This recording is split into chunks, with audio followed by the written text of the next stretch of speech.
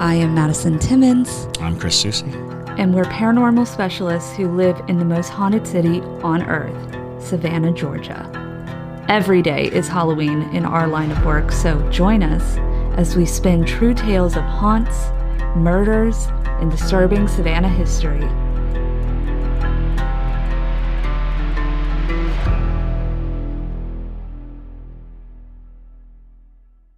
I'm Madison. I'm Chris. And welcome to the most haunted city on earth. Go ahead and start her up.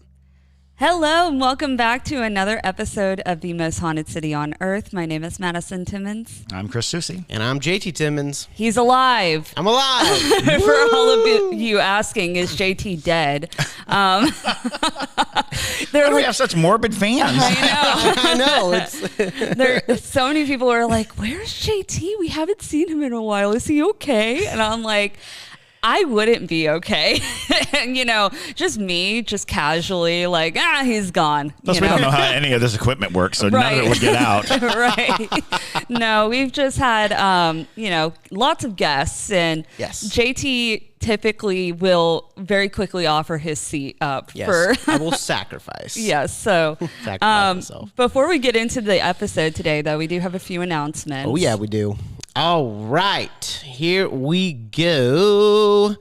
I have a really big announcement that we will be doing a collaboration with Two Girls, One Ghost. All three of them. All three of them, yes. We are so excited. We hit them up, and they have just been amazing through this whole thing. So if this is coming out the Saturday, well then last Tuesday, yes, we had a oh wait, hang on. Yeah, I know, right? Yes. We had a meeting with them, and I don't know, they're just so great. Like, they've been so welcoming, because I hit them up because we've had a bunch of either parajunkies or just listening fans ask us to hey, we'd love to see a collaboration between y'all, and I hit them up, and they just literally within a couple days they hit back and they were like, absolutely, let's do it. Mm-hmm. And I don't know, they've just been, because of how big they are, it just goes to show you that you can still stay humble at that size. It's really cool. Yeah. So if you have somebody you want us to collaborate with, let us know, because we could possibly make it happen. Yeah. We had one of our parajunkies connect us with Kalani mm-hmm. Ghost Hunter, which hopefully you guys have listened to his episode. Same thing. We just reached out and we were like, hey, you want to come on the podcast? And so if you have somebody you want us to talk to on this podcast, let us know. We have some parajunkies to thank. All right. Natalie N., Ann Ellis, Lillian Rutherford, Colby, Megan Shimo, Sydney Scarberry, Rebecca Darth, Kirsten Martin, Vanessa, Jesse Fergan, Postal Kitty, love that one, and Patrick Young. Thank y'all so much for becoming Parajunkies. We're really excited to welcome y'all to the Parajunkie fam. And we have a lot of great content coming to exclusive episode every single week. Yep. And shout out to Patrick Young, who is a friend of mine and contacted me on Facebook and was like, if you had a Patreon, I would I would totally be a patron. I was like, we do have a Patreon. Oh my God. I didn't know that's how that happened. So all right. There you go. Cool. Shout out to Patrick Young. We've got Ghostmail. So we're going to go ahead and jump right into it. And I'm going to read a story from Cameron Young. And the title is Fun Ghost Stories from a Non-Binary Perspective. Nice. Hi there. My name is Cameron, and I'm a SCAD grad and a former Savannah resident. I love the podcast and loved the Savannah Underground show. Oh, thank you. Oh, thank you, Thanks Cameron. for coming. Seriously. I just finished the episode that dropped yesterday where Madison asked about a non-binary person's ghost experience, and I thought it would be fun to share. Yes, I am very interested. So I am glad that my answer is here now. Yes. So I'm not sure if I would be considered sensitive, but I do believe in spirits, and I have a lot of funky experiences involving them in my life. Only a few have been related to my gender expression, thankfully. Right before I came out as non-binary, I was about 14. I was wrestling with it and wondering about how this would affect my relationship with God, having been raised fundamentalist Christian. Late one night, I saw this older man in my bedroom staring at me, very blue in the face, and screaming, "Ye shall burn in the devil's fire," all caps. Oh, okay. Of course, I freaked out and turned the lights on, and the figure wasn't there. I didn't even tell my parents about the full details of the event, but my reaction, along with coming out, was enough for them to consider a psych eval. Interestingly enough, if this were a deceased family member reaching out, this would track with their behavior in life, and it would make sense for them to continue being hateful in death. After moving to Savannah, I began going through some more supernatural stuff. I signed up for this one, though, as I took Ghosts and Gravestones tour. During the part where they let us walk around the Andrew Lowe house, I remember feeling very puzzled, especially in the children's room. That room, just a side note, that room is just disturbing. No children really lived in that room. Right. So that's actually the room, if you remember the episode where I talked about the little boy / little girl ghost, the one that transforms and things like that, that's where it likes to hang out. So The anglerfish ghost. Yes, the anglerfish ghost. So I know exactly the vibe you're talking about. For sure. All right.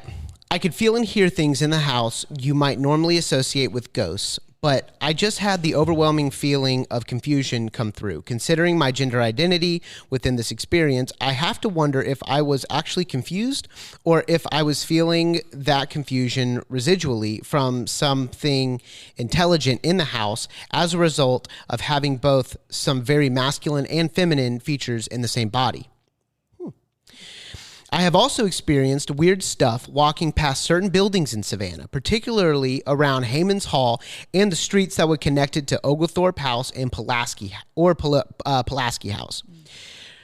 General feelings of dread or hearing "Hey boy" shouted at the street, even though I'd been the only one walking.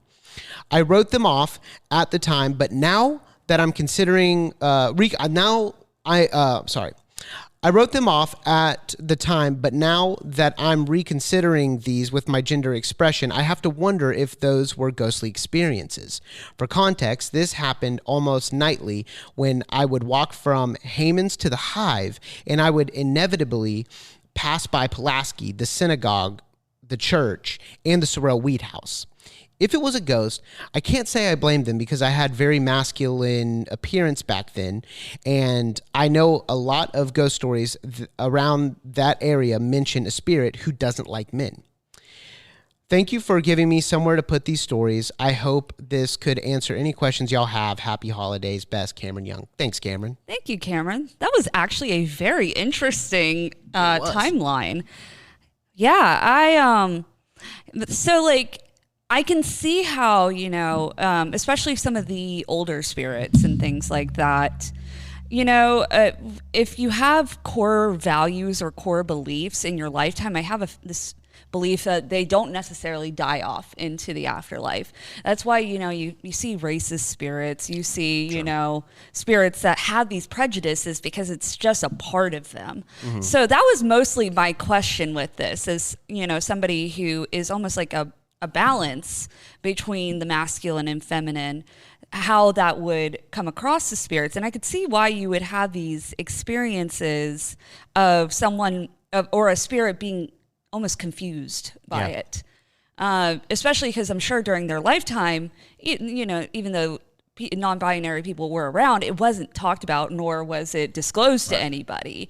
And so I find it so interesting that you had so many experiences in Savannah that seem to, attach to your gender identity, and that they were so outspoken, like hearing voices and things like that. You don't tend to get that in Savannah a lot, where you're walking down the street and people are hearing somebody's voice or things like that. It's usually so crowded and muddied, by all the visitors and things like that. You don't tend to pick up on it. So very interesting. I love those stories. I'm so sorry about the spirit that was in your bedroom. That is just That's terrifying. that's very jarring. It sounds like right out of a book, you know.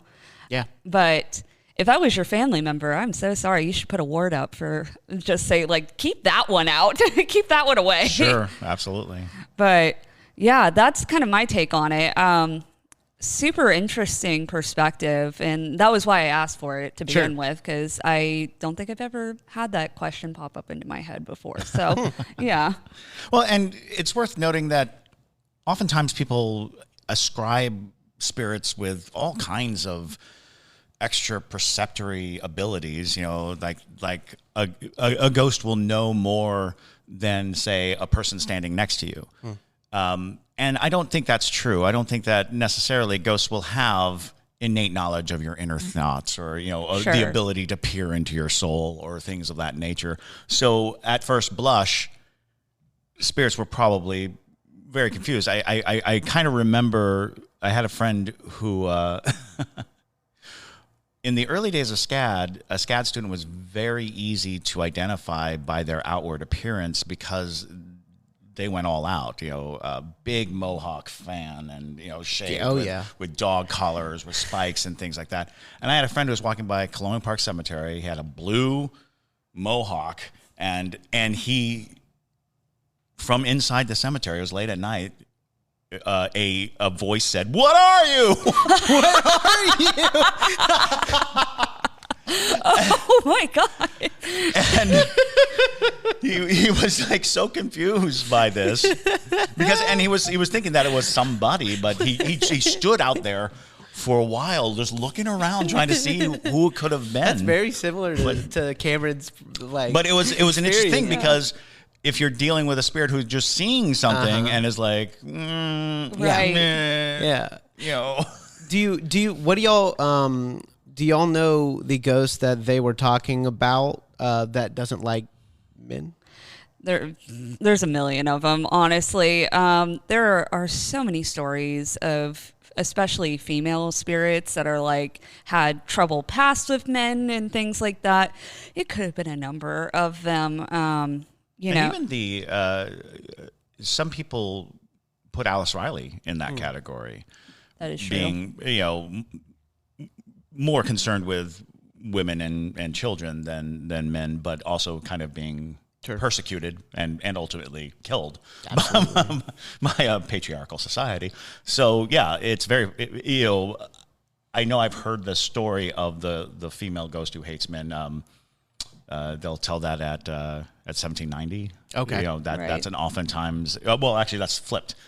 Likes men, hates women. You know, but you hear those stories of, you know, gender preference of spirits. Sure. Okay. Yeah. It's an interesting point to bring up that, you know, like when SCAD started, it brought a whole new set of people into Savannah. It's the same kind of concept of like, I feel like the spirits kind of get used to the type of people that are around them often because like before Midnight in the Garden of Good and Evil came out, Savannah really wasn't like a big tourist destination. I think they had like 2 million people a year that would come to Savannah. And then after the book, it was like, it went up to like 20 million people a year or something like that. So that brought a whole new set of people as well. So, I mean, you know, I can imagine spirits as times have changed, they start to get more jarred by people that they're like, you don't look like all the people that I've normally seen. Well, and it was interesting because like, yeah, in those early days of, and I call them early days, but this was like the mid 80s. There was a lot of that artistic expression in everything, you know, and so you were quick to be like, oh, you know, it was, and then many years later, people are like, just naturally assuming that if you're between the ages of 16 and 24, you're a SCAD student. Yeah, it's still like that. It literally became just, oh, you're of the SCAD age range. You know, it's like, no, I'm not a SCAD. A SCAD student is, no, that's what I'm not a SCAD. No, I'm not a SCAD student. That's so funny. Yeah, it is definitely still like that. For sure. Even though I've long since graduated from SCAD, they still are like, so what are you studying? And I'm like, trying to figure out my life. That's what I'm studying. Understood. All right, here we go. Moving on. Thank you so much, Cameron. This story. Now, I want to say that we don't read these stories at all before reading them on the show. Even me, because we want like real reactions. Sure. All right, so this one is from Allison Teal. Parajunkie Allison Teal. Nice. Awesome. All right, and this is the Walterville house story. She told me about this. She told me she was sending this one in. All right, here we go. Hey, y'all. Okay, so I have always been sensitive and had spiritual gifts for as long as I can remember, which I'm sure was just super fun for my parents. I feel you on that one. My sensitivity seemed to peak when I was a teenager and has thankfully leveled out now as an adult, and I can manage it much better. In middle and high school, my best friend and I would take turns staying at each other's houses like most friends do. We preferred to stay at my house, though, because her house in Walterville was haunted AF. Like, drain all your energy level haunted. One of the craziest experiences was the last time I ever stayed with her. There was when I was 17, and I call it the knocking story because her house demon ran me off. I always had the notion it was a demon, although there were regular spirits there too. This is what happened. We had been playing DDR in her... What's DDR? Dance Dance Revolution. Mm-hmm. Oh, nice. Okay. No, I remember that. You just made me remember that from, younger years. All right. We'd been playing Dance Dance Revolution in her backyard pool house when I got an unsettling feeling we were being watched. So we went into the main house. We went in to find her dad leaving, said bye, and got some snacks in the kitchen. I then noticed something walk past the kitchen window, but it was one of those out of the corner of your eye things. You mentioned those, Chris. Oh, yeah. Mm-hmm. Then we both heard the front door open and shut loudly. She called out to see if it was her dad, and it wasn't. Thoroughly freaked out, we ran upstairs to her room and shut the door behind us, locking it. No, we weren't concerned that it was a person. We had enough experiences with the demon guy to just assume that that's what it was. Super chill. Casual demon encounter. All aboard! Welcome to the Friskies Express. Please keep all paws and tails inside the train. To the right, you'll see Crunch Canyon. To your left is Filet Falls. Now you're passing Party Mix Peak. Today's Delicioso tour is almost over. But don't worry, with Friskies, there's always more to explore. Check out friskies.com to explore more. Then she got in the shower and I hung out in her bed. I then heard very clearly knocking on one of the bedroom doors down the hall. There were 4 bedrooms upstairs and I could tell it wasn't the one right next to us. Until the knocking did move to the door next to hers. Then, unfortunately, it knocked on her door 3 times each door. Mm-hmm. Ooh, boy. Yeah, that's not good. I didn't know what to do, so I just said out loud, no, you're not doing that. Stop, no. The same way you might speak to a dog chewing on furniture. Bad demon. Bad demon, sit. No. That's funny. Funny analogy. All right. I was pretty annoyed, but also terrified. This was probably the most physical act this thing has ever done. Then the doorknob rattled and shook like it was trying to get in. In hindsight, I'm not sure why a locked door would keep it out, but I'm glad it did. I told it no again, more forcefully that time, and it stopped. I then heard loud footsteps like someone was running down the stairs. I cracked open her door to see if by chance it was a person, and there was nothing and no one around. As soon as my friend got out of the shower, I told her I was leaving and she could come with me if she wanted, but I would explain in the car.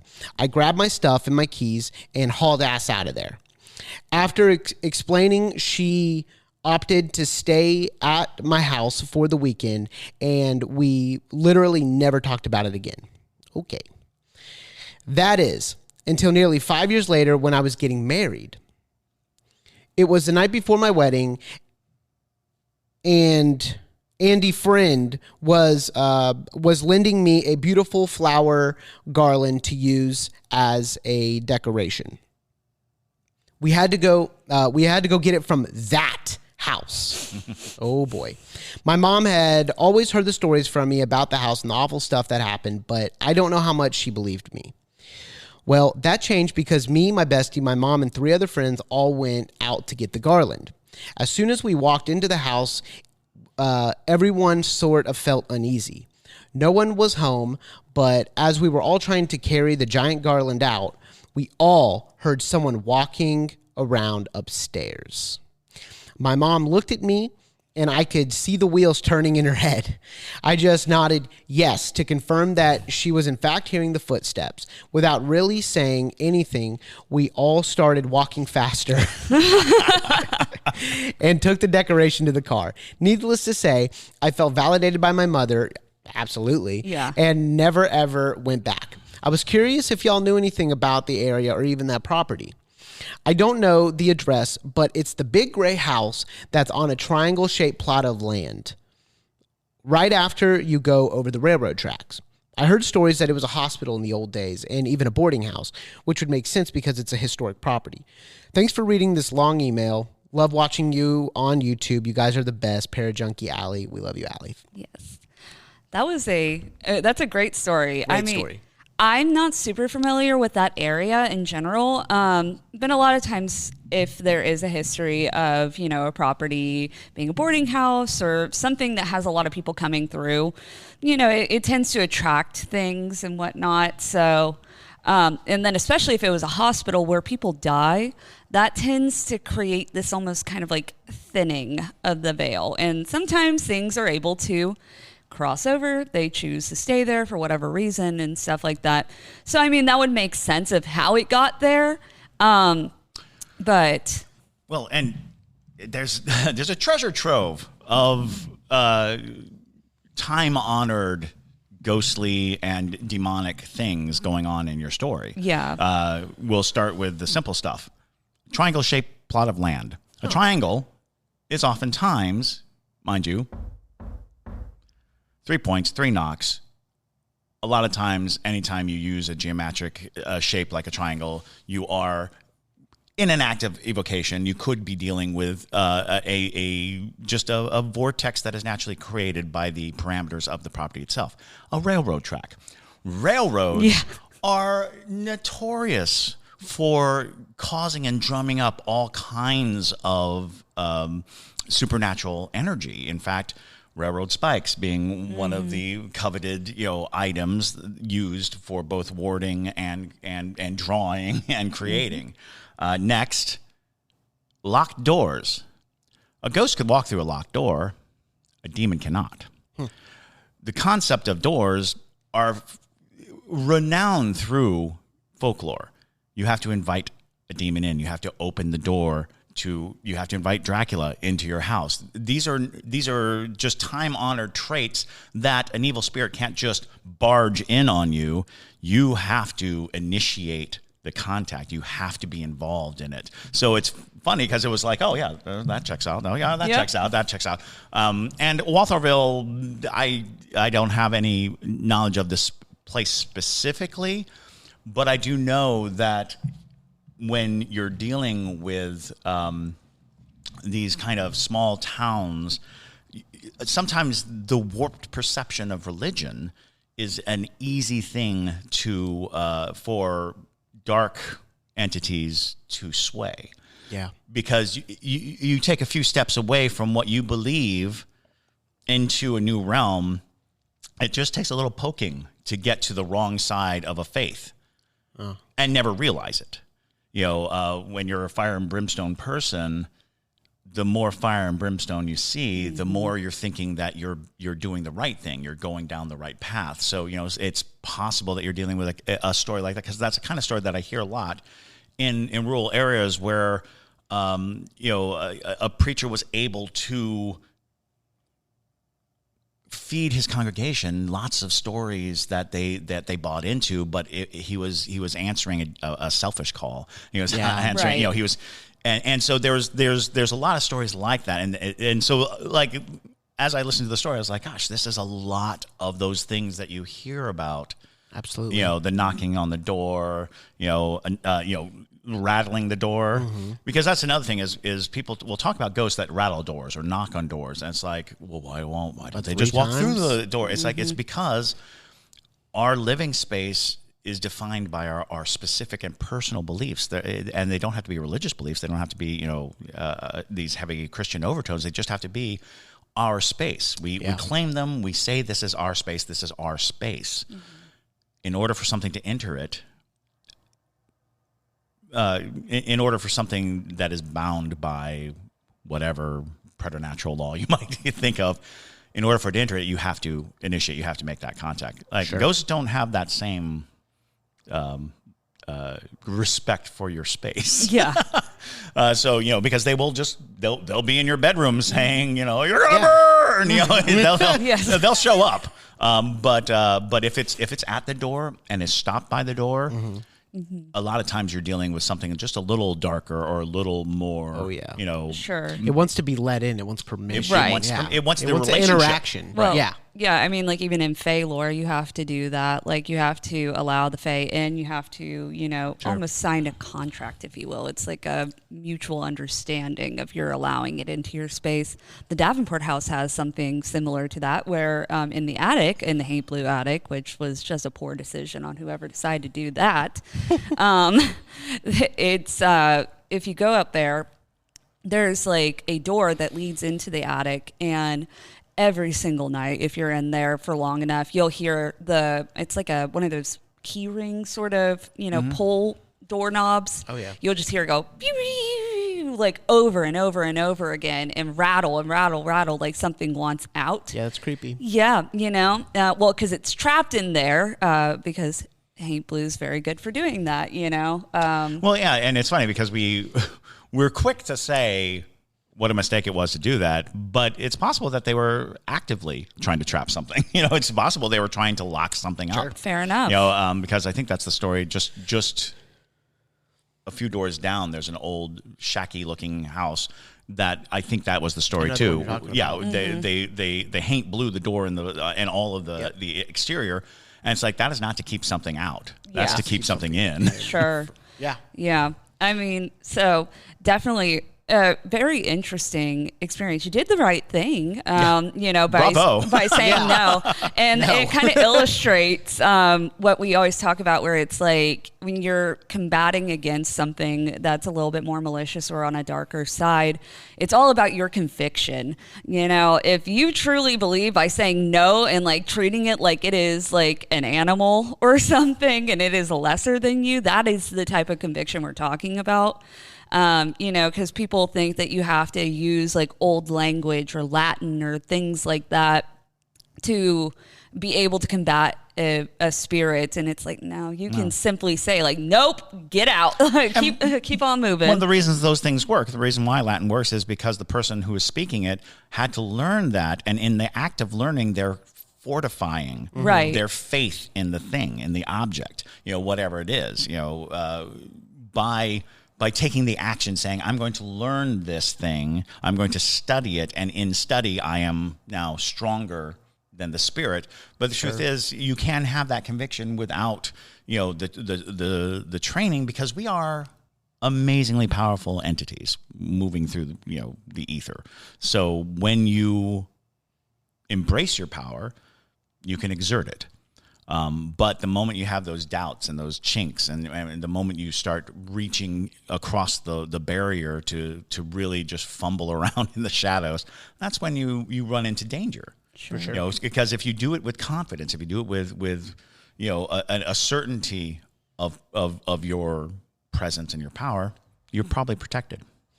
So we have to move on to the third and final story, but I wanted to ask y'all real quick, would it be fair to say that small towns are larger targets for darker things like demons and malicious spirits solely off of the fact that populations are more condensed to get rural, and you're going to have a little bit more of a fire and brimstone, thing going on there? That's a good question. I think in many ways it's kind of like the starving wolf. You know, in the city, I think you probably have the same amount, but they can get quicker and easier, so they're just kind of fat. They're you know, Fat demons. Fat demons. They're just stuffed to the gills and like, oh, I couldn't eat another bite. No, thank you. But you know, when you get to that rural area, you will find that they're thinner. They're on the hunt. They're on the prowl. You know, they're far more likely to interfere because things aren't just falling in their mouth, you know, right. that kind of thing. That would make sense. Yeah. I agree with that, you know. And I think a lot of the demons or darker entities that choose to go to rural locations, they have more of a goal, or they are purposely trying to break down the people that live there, or things like that. It feels more targeted, in my opinion. Because you know, we've gone into some of the rural areas, even around Savannah, and we just randomly meet people. One day we'll tell you guys about the guy we met at a bait shop.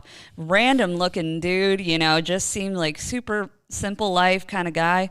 He had the wildest freaking demon story I've ever heard in my life. And it was insane. Also, think of the fact that the natural world is where the demons draw most of their energy and power, you know, and in a city, in a tightly congested place, we've paved over and we've built up all these things. Whereas, you know, where the woods are and where life is happening in a natural pattern, you might be dealing with energies and forces that a spirit like that could draw from a lot easier. Because we always try to make these, you know, divisions, and we're not speaking religiously about demons. We're just using that word.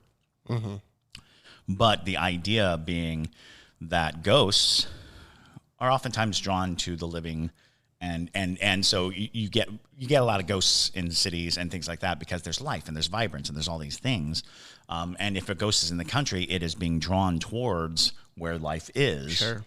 But they can be dampening to a natural force, to something that needs that natural, you know, energy that comes from, you know, fauna and and flora and you know, in that regard, it becomes kind of tragic in a way that we're sort of push, and that's where I guess the Fae really do come into like a consideration is we are just devastating an ecosystem that we don't think about. We don't think about a spiritual ecosystem. We don't think about a supernatural ecosystem.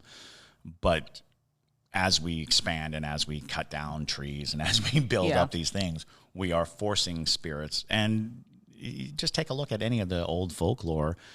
So much of it is about spirits that live in trees, that, you know, that inhabit trees. In many stories, if you cut down a tree, the spirit that was in the tree gets out.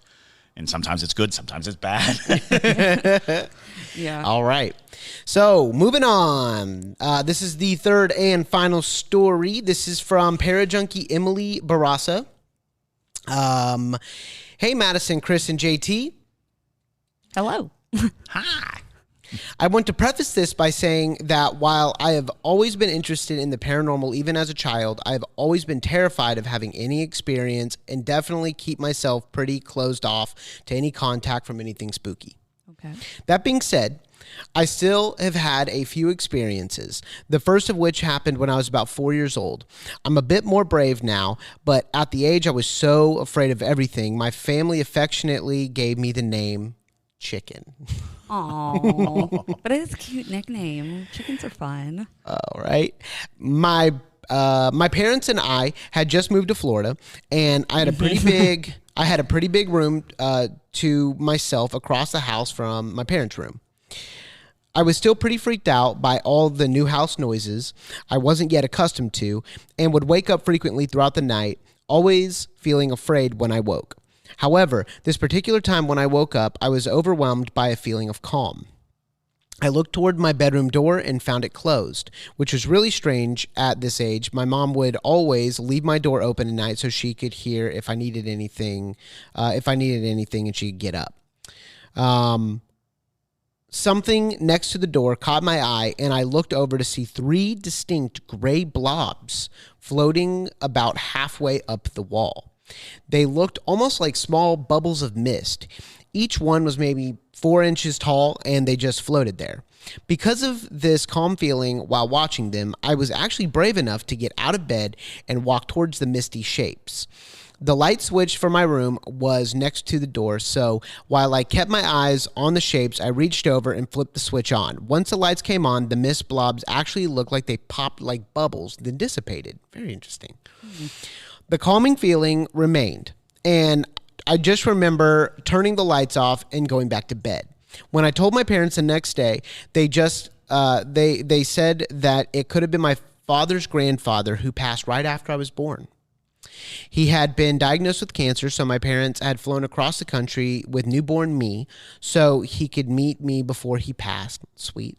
They said he held me for hours and may be looking out for me now. Aww. That's nice. My second experience was much less heartwarming. Okay. And we're going dark. That was so sweet. I was about 20 and was starting to study and practice witchcraft and paganism. I had a few friends at the time who would celebrate Sabbaths with me and discuss different rituals. One friend in particular was into some darker stuff, and we would always kind of brush her off anytime she wanted to discuss anything outside of our normal herbal crystal talk. One day, when this friend and I were hanging out at her apartment, just the two of us, she brought up the fact that she thought she had several entities following her.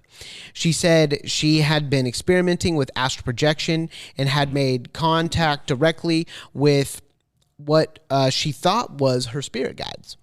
Mm-hmm.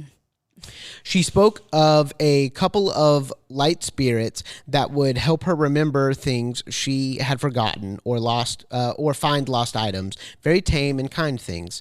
But then she told me of another spirit, one she said would tell her decisions to make for her life and tell her about what she could become. Yikes.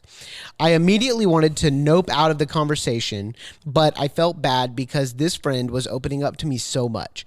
I asked her how she knew if the spirits were around, and she said they all felt different, but that the more intense spirit would make the room feel warm. I left pretty quickly once she was done sharing, trying to just shake off the creepy vibes she had given me.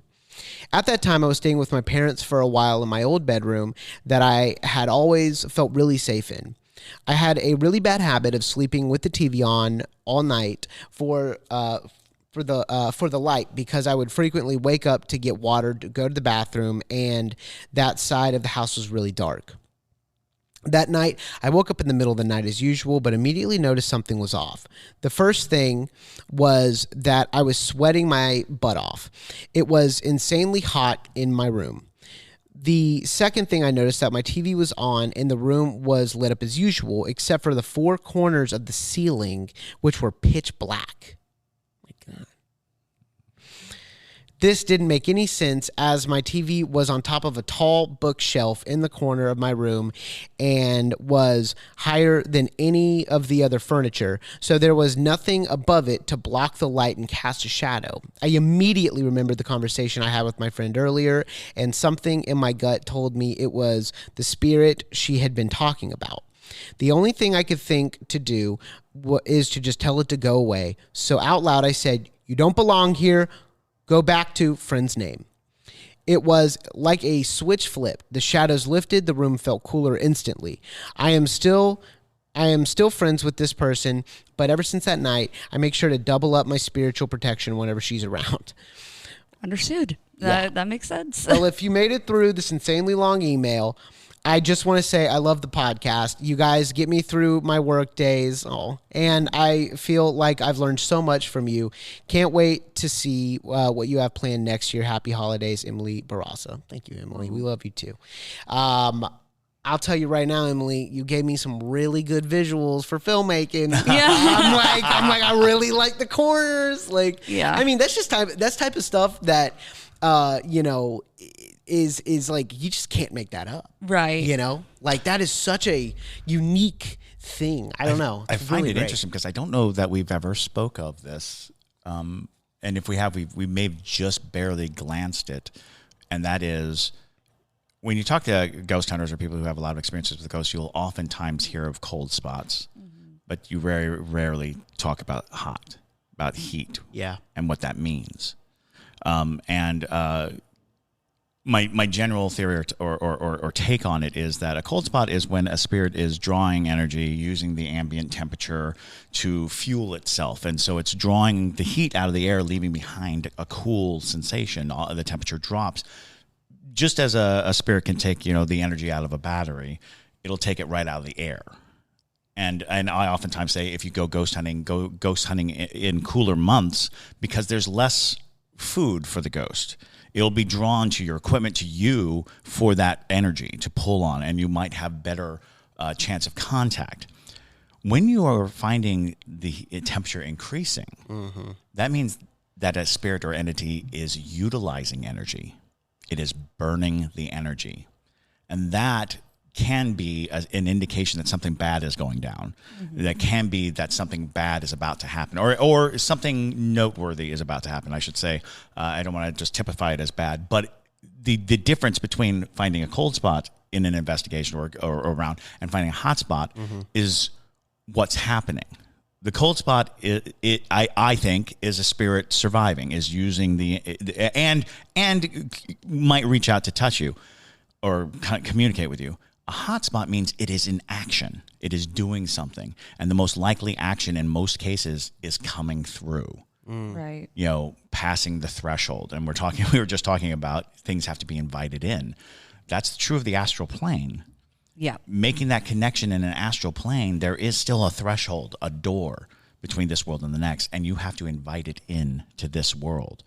And it can be as innocuous as being like, come into this world and help me find that thing, help me do these things. Once those tasks are oriented, there's an open door in your life. Yeah. Right. You have to shut the doors. Always remember that closing doors is a ceremonial way to cut off access to the next world, to the next realm, to anything, to the outside world. So yeah, that sticks out more than anything else. Is I know we've talked about cold spots before, but hot spots, when an area's temperature goes up, it is often the precursor to some malevolent, action. Yeah.